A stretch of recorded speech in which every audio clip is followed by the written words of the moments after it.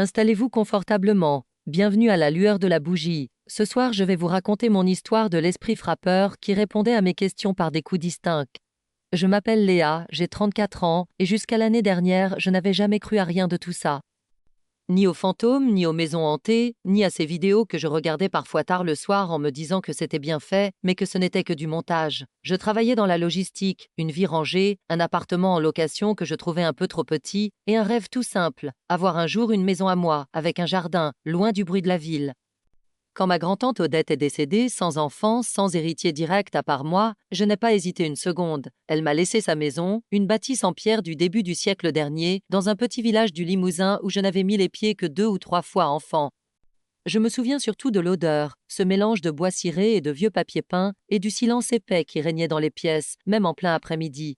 J'ai signé les papiers de succession sans vraiment réfléchir, porté par l'excitation d'avoir enfin quelque chose à moi, un vrai chez moi, avec des murs qui avaient une histoire. Je ne savais pas encore que cette histoire allait devenir la mienne d'une manière que je n'aurais jamais imaginée. Le déménagement s'est fait un samedi de printemps, sous un ciel gris et bas qui n'annonçait rien de particulier. J'ai passé les premières semaines à nettoyer, à trier les affaires de ma grand-tante, à redécouvrir une maison que je connaissais à peine. Le rez-de-chaussée sentait la poussière et la naphtaline, mais j'aimais ça, cette sensation de remonter le temps à chaque tiroir que j'ouvrais. À l'étage, il y avait 3 chambres, dont une tout au bout du couloir que ma grand-tante avait toujours gardée fermée à clé, même de son vivant, à ce qu'on m'avait dit. Je n'y ai pas prêté attention tout de suite, trop occupée par le reste, par les factures d'électricité à transférer, par les meubles à repeindre. Les premières semaines ont été douces, presque banales, avec cette petite fierté que je ressentais chaque soir en fermant les volets de ma propre maison. Je m'endormais facilement, bercée par les bruits nouveaux d'une bâtisse ancienne, le bois qui travaille, les tuyaux qui chantent, rien d'inquiétant. C'est seulement à la fin du premier mois que quelque chose a commencé à se glisser, discrètement, dans le quotidien que je croyais tranquille. Un soir, alors que je lisais dans mon lit, j'ai entendu un coup sec contre le mur, du côté de la chambre fermée. Un seul coup, net, presque mécanique, comme si quelqu'un avait frappé une fois avec le plat de la main sur le plâtre. Je me suis figée, l'oreille tendue, persuadée d'avoir mal interprété un bruit de la maison qui se refroidissait pour la nuit. Le silence est revenu, complet, et je me suis rendormie sans y repenser, mettant cela sur le compte de la fatigue et de l'imagination. Les jours suivants, le bruit est revenu, presque tous les soirs, toujours à la même heure, aux alentours de 23 heures. D'abord un coup, puis parfois 2 ou 3, jamais plus de 4, comme une ponctuation régulière dans le silence de la nuit. J'ai commencé à guetter ce moment sans me l'avouer, un mélange étrange de curiosité et d'appréhension qui montait doucement en moi chaque soir. Je me disais que ce devait être les canalisations, la vieille chaudière au sous-sol ou les poutres qui se rétractaient avec la fraîcheur du soir. J'ai fini par en parler à une collègue, Sandrine, un midi à la cantine, sur le ton de la plaisanterie, pour dédramatiser ce qui commençait à m'agacer plus qu'autre chose. Elle a ri d'abord, puis elle m'a regardé plus sérieusement et m'a raconté qu'elle avait vécu quelque chose de semblable dans la maison de son enfance. Elle m'a parlé, sans grande conviction, d'un truc qu'elle avait vu sur Internet, une manière de parler avec ces bruits en posant des questions par oui ou par non. Je me souviens avoir haussé les épaules, avoir changé de sujet, tout en gardant cette idée quelque part au fond de moi, comme une graine plantée malgré moi. Ce soir-là, en rentrant, j'ai regardé la porte fermée de la chambre du fond avec un œil différent, plus attentif, presque suspicieux. Je me suis surprise à ralentir le pas dans le couloir, à tendre l'oreille en passant devant cette porte que je n'avais toujours pas ouverte. Je me suis dit que c'était ridicule, que j'étais adulte, que les bruits d'une vieille maison n'avaient jamais tué personne, et je suis allée me coucher. Mais cette nuit-là, le coup est arrivé plus fort que d'habitude, presque comme un avertissement, et j'ai senti un frisson me traverser des pieds à la tête. Le lendemain, sans trop réfléchir, sans doute pour prouver à moi-même que tout cela était absurde, j'ai posé ma première question à voix haute dans le noir. J'ai demandé d'une voix mal assurée s'il y avait quelqu'un ici avec moi, en précisant, presque en riant nerveusement, qu'un coup voudrait dire oui. Le silence qui a suivi m'a semblé durer une éternité, assez long pour que je commence à me sentir stupide, allongée seule dans le noir à parler au mur. Puis un coup est venu, sec, précis, contre la cloison du côté de la chambre fermée, et mon cœur s'est mis à battre d'une manière que je n'oublierai jamais. J'ai éteint ma lampe de chevet immédiatement, comme si l'obscurité pouvait me protéger de ce que je venais peut-être de provoquer. Je suis restée immobile de longues minutes, les yeux grands ouverts dans le noir, attendant un bruit qui ne revenait plus. Je me suis dit que c'était une coïncidence, que le vent avait dû faire vibrer une fenêtre mal fermée quelque part dans la maison. Mais au fond de moi, une petite voix me disait que je venais d'ouvrir quelque chose que je ne saurais peut-être pas refermer. Les nuits suivantes, je n'ai pas pu m'empêcher de recommencer, malgré la peur, ou peut-être justement à cause d'elle, comme on gratte une plaie. J'ai établi, sans trop y croire, un petit code simple. Un coup pour oui, 2 coups pour non, en demandant d'abord si ce code convenait. La réponse est venue immédiatement, un seul coup, ferme, presque impatient, comme si on n'attendait que ça depuis longtemps dans cette maison silencieuse. J'ai senti mes mains devenir moites, mon souffle se bloquer dans ma poitrine, tandis qu'une excitation glaçante prenait le pas sur ma raison. J'ai demandé si cette présence habitait la maison avant moi, et le coup unique est revenu sans hésitation, sans la moindre variation de rythme. J'ai demandé si elle connaissait ma grand-tante Odette, et là encore, un seul coup, presque plus appuyé que les précédents, comme pour insister. Une chaleur étrange est montée en moi, un mélange de vertige et de fascination, l'impression de toucher enfin à quelque chose de réel après des années de scepticisme tranquille. Je me souviens m'être dit, dans le noir, que je tenais peut-être la preuve que tout le monde autour de moi refuserait de croire. Les jours passaient et mes soirées se sont peu à peu organisées autour de ce rituel silencieux, ce dialogue à coups secs dans l'obscurité de ma chambre. Je posais mes questions à voix basse, presque comme des confidences, et j'obtenais toujours une réponse, jamais 2 fois la même seconde d'attente. Je n'en parlais à personne, ni à Sandrine, ni à ma mère au téléphone le dimanche, par peur qu'on me prenne pour une folle, ou pire, qu'on me supplie de vendre la maison. Une part de moi savait déjà que je gardais ce secret comme on garde une relation dont on sent, sans se l'avouer, qu'elle commence à nous dévorer de l'intérieur. Un soir, j'ai voulu aller plus loin, poser une question plus précise, plus dangereuse peut-être, sur ce qui s'était passé dans cette maison. J'ai demandé si quelqu'un était mort dans la chambre du fond, celle qui restait fermée depuis toujours, et le coup unique est tombé, sec, définitif. J'ai senti un frisson glacé remonter le long de ma nuque, une sensation presque physique, comme si l'air lui-même s'était soudain épaissi autour de moi. J'ai demandé si cette mort avait été violente, et cette fois, le silence a duré plus longtemps, avant qu'un seul coup, plus sourd, ne vienne enfin. Je n'ai pas dormi cette nuit-là, allongé les yeux ouverts, écoutant chaque craquement de la maison avec une attention presque douloureuse. Le lendemain, j'ai fait quelque chose que je n'avais pas fait depuis mon emménagement. Je suis allé chercher la clé de la chambre fermée dans le tiroir du bureau. Ma main tremblait légèrement en tournant la clé dans la serrure rouillée et la porte a grincé comme si elle n'avait pas été ouverte depuis des décennies. L'air à l'intérieur était froid, immobile, saturé d'une odeur de renfermé qui semblait avoir stagné là depuis bien plus longtemps que la simple absence d'aération. La pièce était presque vide, un lit en fer sans matelas, une commode poussiéreuse et des rideaux mités qui laissaient filtrer une lumière grise et blafarde. Sur le mur du fond, j'ai remarqué des marques, de fines rayures verticales, comme si quelqu'un avait griffé le plâtre à intervalles réguliers sur toute la hauteur. Je me suis approché malgré la boule qui grossissait dans ma gorge et j'ai passé mes doigts sur ces sillons, sentant leur profondeur inégale sous mes ongles. J'ai eu l'impression, irrationnelle mais tenace, que ces marques avaient été faites dans la précipitation, presque dans la panique, par quelqu'un cherchant à sortir. Je suis redescendu sans rien toucher d'autre, refermant la porte derrière moi, incapable de rester plus longtemps dans cette pièce qui semblait retenir son souffle. Ce soir-là, dans mon lit, j'ai posé la question qui me brûlait les lèvres depuis que j'avais vu ces marques sur le mur. J'ai demandé si c'était elle, cette présence, qui avait gravé ces rayures dans la chambre du fond, et le coup unique est tombé sans la moindre hésitation. J'ai demandé si elle avait essayé de sortir, d'appeler à l'aide, et là encore, un seul coup, plus long, presque prolongé, comme un cri contenu. À partir de cette nuit-là, quelque chose a changé dans l'atmosphère de la maison, une tension nouvelle que je ne savais pas nommer, mais que je sentais partout. Les coups ne se limitaient plus à la nuit, je les entendais parfois en plein après-midi, alors que je préparais le repas dans la cuisine. L'air devenait froid par endroits, des zones précises dans le couloir où la température chutait brutalement, sans aucune explication logique, sans courant d'air possible. J'ai commencé à éviter certains passages de la maison, sans même me l'avouer clairement, contournant instinctivement le couloir du fond dès que la nuit tombait. Il y a eu aussi ces petits détails, presque anodins, pris séparément, mais qui s'accumulaient jour après jour au point de finir par me ronger l'esprit.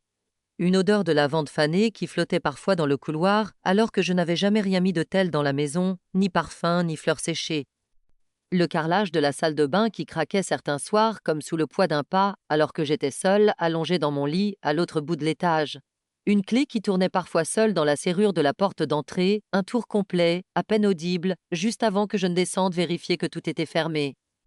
J'ai commencé à noter ces détails dans un carnet, de peur de finir par douter de ma propre mémoire, de peur qu'on me dise, si j'en parlais un jour, que j'avais tout inventé. Je relisais mes notes le matin, à la lumière du jour, et elles me semblaient absurdes, presque risibles, comme si le soleil avait le pouvoir de dissoudre toute la peur accumulée la veille. Mais chaque soir, dès que la nuit tombait, cette peur revenait intacte, tapie quelque part entre mes côtes, prête à ressurgir au moindre grincement du plancher.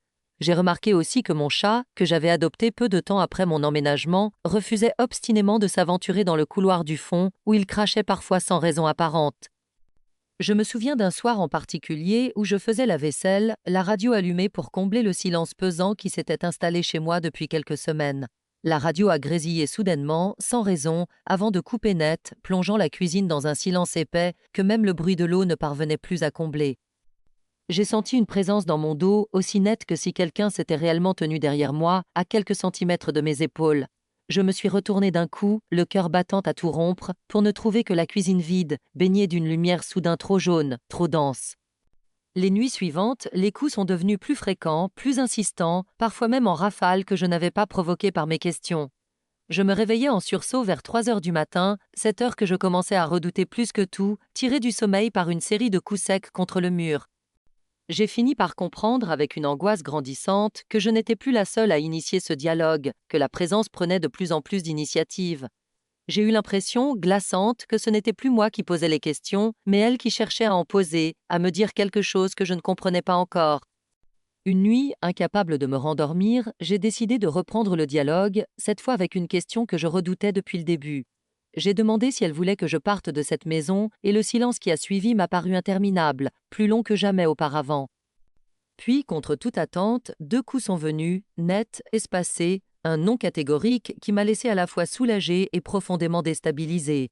J'ai demandé alors ce qu'elle voulait vraiment, mais bien sûr, un simple système de coups ne pouvait pas répondre à une question aussi ouverte, aussi vaste. C'est cette nuit-là que j'ai eu l'idée, un peu folle, d'utiliser l'alphabet, de faire épeler des mots lettre par lettre grâce à un nombre de coups précis. J'ai pris un carnet, écrit les 26 lettres en colonne, et j'ai proposé ce système, demandant un coup pour valider, en énonçant les lettres une à voix haute. Le processus était lent, épuisant nerveusement, chaque coup résonnant comme un jugement dans le silence de ma chambre, mais j'ai continué, porté par une détermination presque malsaine. La première lettre a mis presque 10 minutes à venir, un R, confirmé après que j'ai énoncé l'alphabet en entier, à voix basse, ma gorge de plus en plus sèche à chaque tentative. Puis un E, plus rapide celui-là, comme si quelque chose s'impatientait de l'autre côté, pressé de voir le mot prendre forme sous mes doigts crispés sur le stylo. Un S, puis un T, et à ce moment-là, une intuition glaçante m'a traversée, celle de deviner le mot avant même qu'il ne soit terminé, sans vouloir y croire. Lettre après lettre, un mot a fini par se former dans mon carnet, sous mon écriture tremblante, un mot simple qui m'a glacé le sang. Reste. J'ai refermé le carnet aussitôt, incapable d'en supporter davantage cette nuit-là, le cœur cognant contre mes côtes comme s'il voulait s'échapper de ma poitrine. Les jours suivants, j'ai essayé de me raisonner, de me convaincre que j'avais mal interprété les coups, que la fatigue et la solitude me jouaient des tours. Mais l'ambiance de la maison ne me laissait aucun répit, les zones froides s'étendaient désormais jusqu'au salon, et les meubles semblaient parfois légèrement déplacés au réveil. J'ai remarqué un matin que le cadre photo de ma grand-tante Odette, posé sur la cheminée, avait été retourné face contre le mur pendant la nuit. J'ai commencé à faire des recherches sur l'histoire de la maison, fouillant dans les papiers laissés par ma grand-tante, dans de vieux registres consultables à la mairie du village. J'ai découvert, après plusieurs après-midi de recherches fastidieuses, qu'une jeune femme avait vécu dans cette maison dans les années 50, avant même que ma famille ne l'achète. Elle s'appelait Marguerite et selon les archives que j'ai pu consulter, elle était morte chez elle, seule, dans des circonstances que les documents décrivaient avec une froideur administrative glaçante. Personne ne l'avait retrouvée avant plusieurs jours, enfermée dans la chambre du fond, cette même pièce que ma grand-tante avait toujours gardée close. J'ai passé une soirée entière à la médiathèque du village voisin, penchée sur de vieux journaux locaux microfilmés, cherchant le moindre entrefilet mentionnant son nom.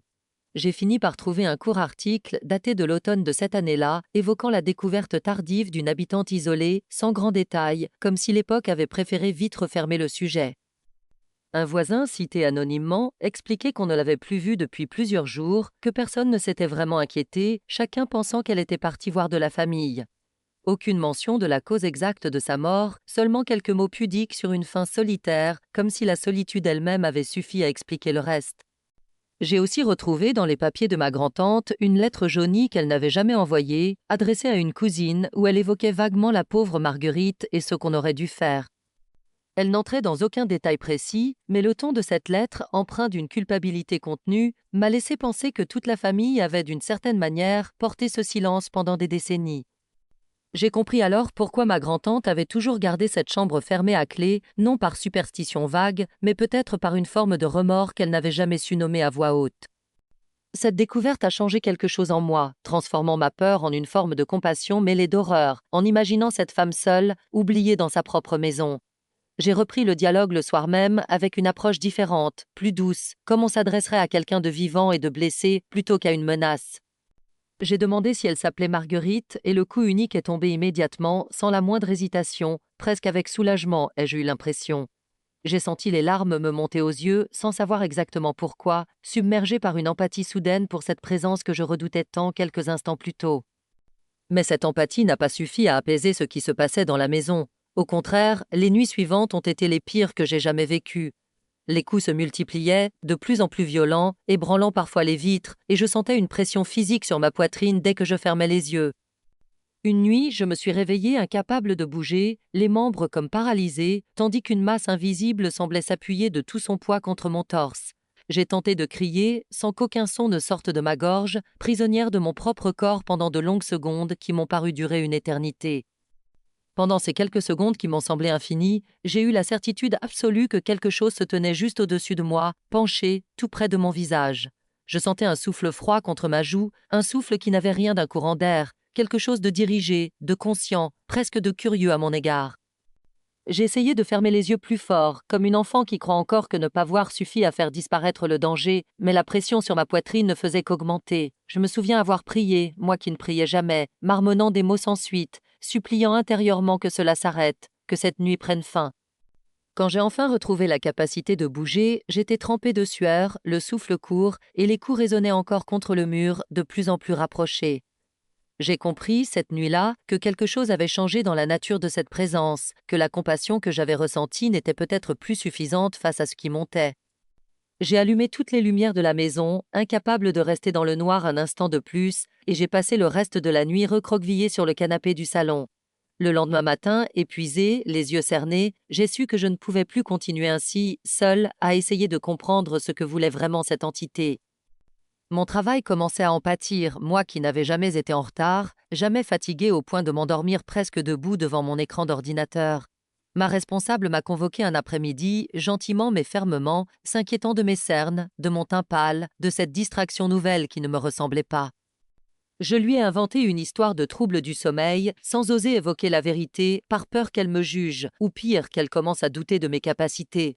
Sandrine, elle, avait deviné que quelque chose de plus grave se tramait, et elle a fini par me forcer la main un midi, en insistant pour que je lui dise tout.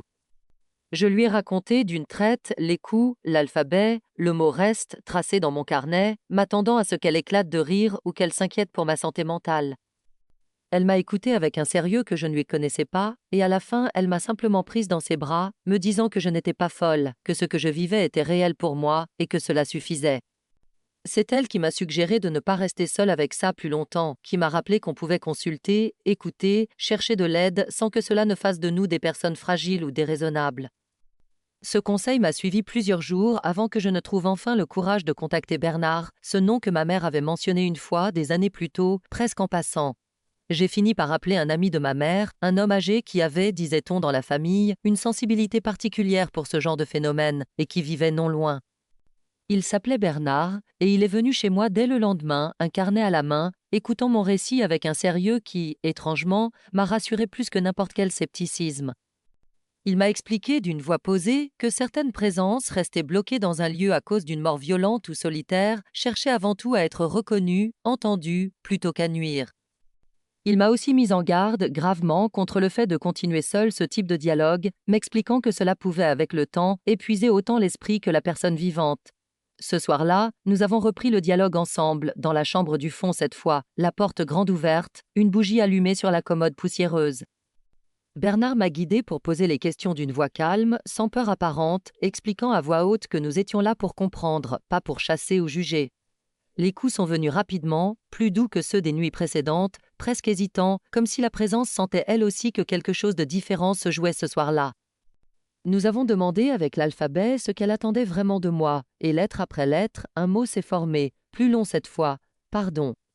J'ai senti ma gorge se serrer en comprenant ce mot, imaginant cette femme, seule dans sa dernière nuit, peut-être rongée par une culpabilité que j'ignorais encore totalement.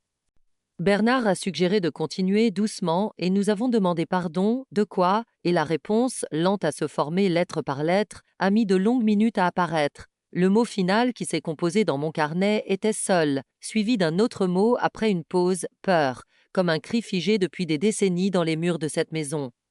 J'ai compris à cet instant précis que Marguerite n'avait jamais voulu me faire de mal, qu'elle cherchait simplement, depuis le début, quelqu'un pour ne plus être seule dans cette dernière peur. Bernard m'a expliqué qu'il fallait, selon lui, offrir à cette présence une forme de clôture, un rituel simple mais sincère, pour l'aider à comprendre qu'elle pouvait enfin partir en paix. Nous avons allumé plusieurs bougies dans la chambre et je me suis adressée directement à elle, à voix haute, lui disant que je connaissais désormais son histoire, que je ne la jugeais pas. Je lui ai dit qu'elle n'était plus seule ce soir, que je l'avais entendue, que sa mort n'avait pas été oubliée, et que la maison pouvait désormais être un lieu de paix pour elle comme pour moi. J'ai senti, en prononçant ces mots, une chaleur étrange envahir la pièce, contrastant violemment avec le froid glacial qui régnait là depuis des semaines. Les coups sont revenus une dernière fois cette nuit-là, un seul, doux, presque tendre, très différent de tout ce que j'avais entendu jusque-là dans cette maison. Puis plus rien, un silence différent de tous les silences précédents, un silence qui ne pesait plus, qui ne retenait plus son souffle, un silence enfin apaisé. Bernard est resté encore un moment, silencieux lui aussi, avant de me dire simplement qu'il pensait que Marguerite avait enfin trouvé ce qu'elle cherchait depuis toutes ces années.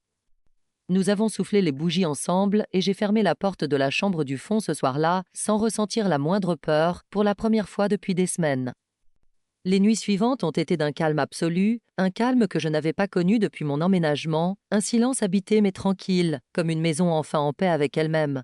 Plus aucun coup contre les murs, plus aucune zone froide inexpliquée, plus cette sensation d'être observé dans le couloir du fond où je passais désormais sans même y penser. J'ai fait rouvrir la chambre du fond, j'y ai installé un petit bureau, des rideaux neufs, transformant ce lieu autrefois oppressant en un espace lumineux que j'aime aujourd'hui particulièrement.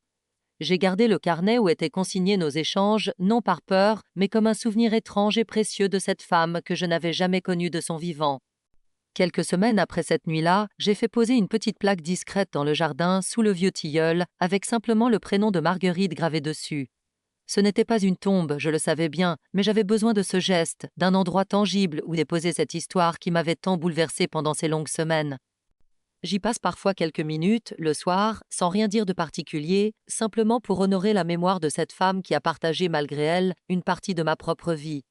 Bernard est revenu me voir une fois, quelques mois plus tard, juste pour prendre des nouvelles, et il m'a confirmé que la maison, selon lui, respirait désormais différemment, plus légère. Mon chat, lui aussi, a fini par retrouver toute sa tranquillité, dormant même parfois roulé en boule sur le tapis de la chambre du fond, celle qu'il évitait autrefois si soigneusement. J'ai repeint les murs de cette pièce d'un jaune pâle et chaleureux, effaçant les anciennes rayures sans jamais oublier ce qu'elles racontaient, ce qu'elles avaient coûté à celle qui les avait tracées. Parfois, des amis qui viennent dîner chez moi me demandent si je n'ai pas peur, seule dans cette grande maison ancienne, et je souris simplement en leur répondant que non, plus maintenant. Je ne leur raconte pas toujours toute l'histoire, certains ne seraient pas prêts à l'entendre, mais vous, ce soir, vous méritiez de la connaître dans son entier, avec toute sa vérité. Il m'arrive encore, certains soirs de grand vent, d'entendre un léger craquement du côté du couloir, et je ne sursaute plus, je souris presque en pensant à elle. Je me dis que Marguerite, où qu'elle soit désormais, c'est enfin qu'elle n'a pas été oubliée, que son histoire a fini par trouver quelqu'un pour l'écouter jusqu'au bout. Cette expérience a changé ma manière de voir les choses, moi qui étais si sceptique, moi qui riais autrefois de ces récits que je regardais tard le soir sans vraiment y croire. Je sais désormais qu'il existe des silences plus lourds que d'autres, des maisons qui portent en elles des chagrins anciens, et parfois il suffit d'oser écouter pour les apaiser enfin. Si un jour vous héritez d'une vieille maison, si vous entendez un soir un bruit que vous ne savez pas expliquer, ne vous précipitez pas pour fuir et n'ayez pas peur non plus d'écouter. Ce n'est pas toujours une menace qui frappe contre nos murs dans le silence de la nuit. Parfois, ce n'est qu'une voix ancienne qui attend simplement depuis très longtemps qu'on veuille bien l'entendre.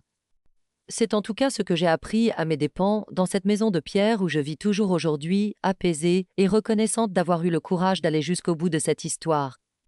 Aujourd'hui, quand je marche dans cette maison, je ne ressens plus cette oppression des débuts, seulement une forme de tendresse pour cette histoire que j'ai eu la chance de refermer. Je pense parfois à Marguerite, à cette vie interrompue dans la solitude, et je me dis que ce que nous appelons des phénomènes paranormaux ne sont peut-être souvent que des cris qu'on n'a pas su entendre à temps. Je ne sais toujours pas ce que je crois exactement de tout cela, mais je sais ce que j'ai vécu, ce que j'ai entendu, ces coups précis dans le noir qui répondaient à mes questions. Et je sais surtout que cette maison, aujourd'hui, est enfin devenue ce que je rêvais qu'elle soit depuis le début, un endroit paisible, que je peux enfin appeler chez moi sans aucune crainte. Voilà, c'est ainsi que se termine mon histoire de l'esprit frappeur qui répondait à mes questions par des coups distincts.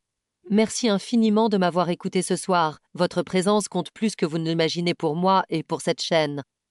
N'oubliez pas, vous êtes ici, à la lueur de la bougie, l'endroit où les histoires vraies méritent d'être racontées et entendues. Je vous donne rendez-vous demain soir à la même heure pour une nouvelle histoire, toujours à la lueur de la bougie.